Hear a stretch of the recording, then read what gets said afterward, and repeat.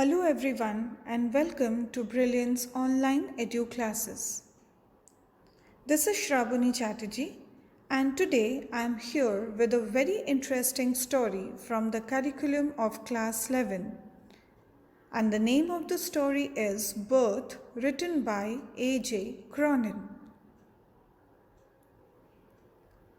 If we talk about this story, Birth, written by A.J. Cronin, let us first know a little about the author.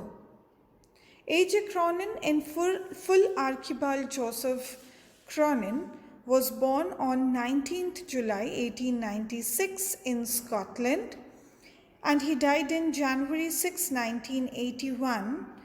The most unique point of his writing skill was that whatever he used to write, that was very realistic, that you would find easily in the society around you, and so you can connect to the story very easily.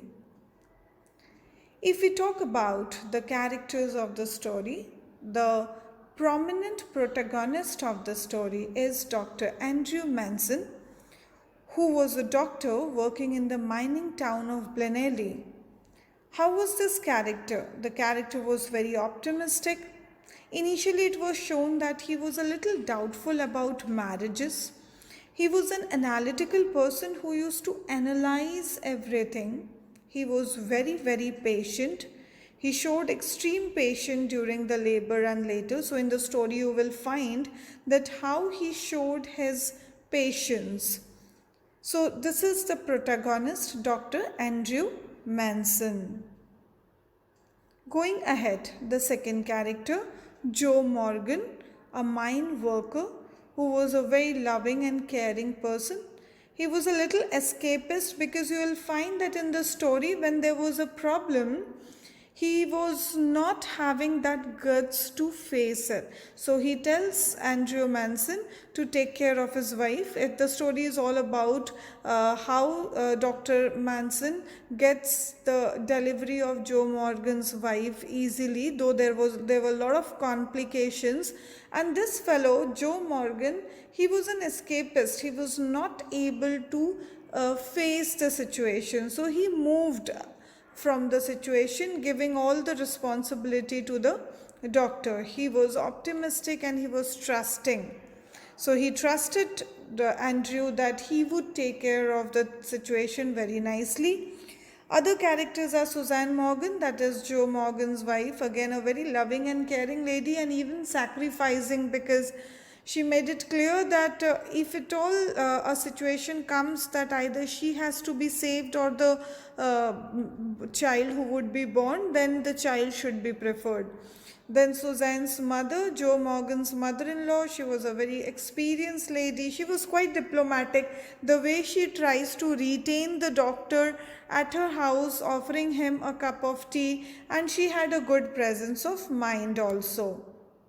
So these are the characters that we need to remember. The first two characters, Dr. Andrew Manson, the protagonist, then Joe Morgan, Suzanne Morgan and Suzanne's mother.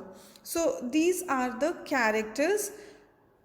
Then you also have an elderly midwife. These two characters have a very short glimpse in the story. So there was a midwife who was helping Dr. Andrew during the labor, during the delivery. That she was a very pessimistic lady. She had a very negative approach. She was quite discouraging and condescending because when Joe Morgan escaped from the situation and when Andrew was taking care of everything, at that moment when Andrew asked for the dead child to be brought, at that time this lady was surprised and she had no hope that the child could be revived. Okay, so she shows a very pessimistic approach in the story. And one more character, Christine, that is Dr. Andrew's girlfriend. There is no basic direct involvement of this lady in the story, but yes, in the initial part, her identity and character is used just to show that Andrew was occupied in his own personal thoughts when he got this challenge. Okay, let us see the outline of the story. It was nearly midnight.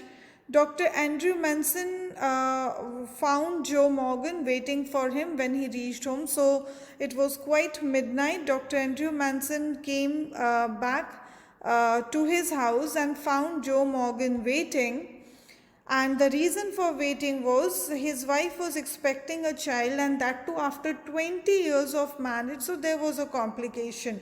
Okay, and she needed immediate medical help.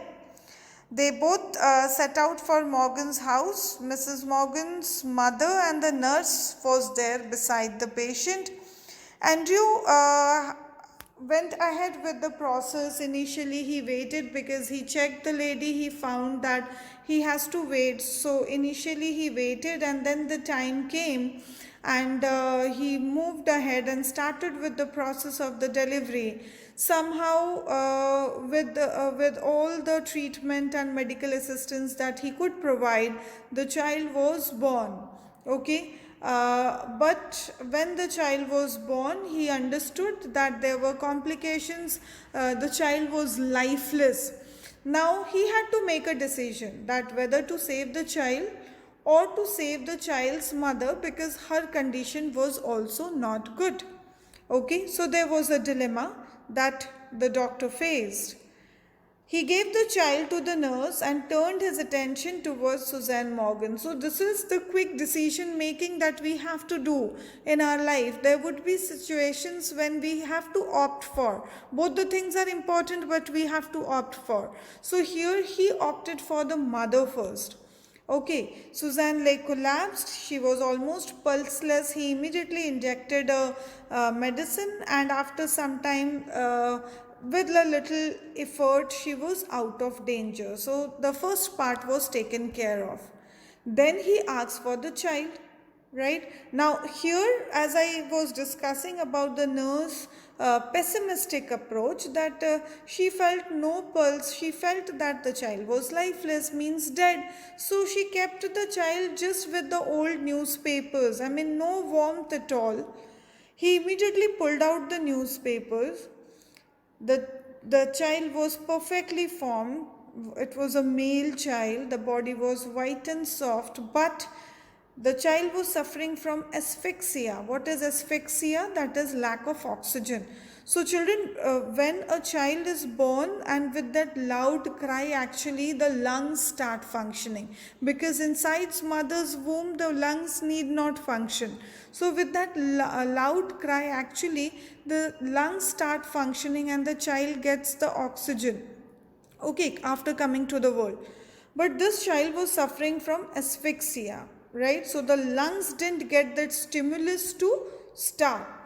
So Andrew, whatever he has learned in various books and all, he started applying everything. So he ordered for hot and cold water in two different basins, and he start plunging into those two water, because it is said that when two extreme conditions, when the body is put up, then body reacts. So he thought that maybe that would act as a stimulus.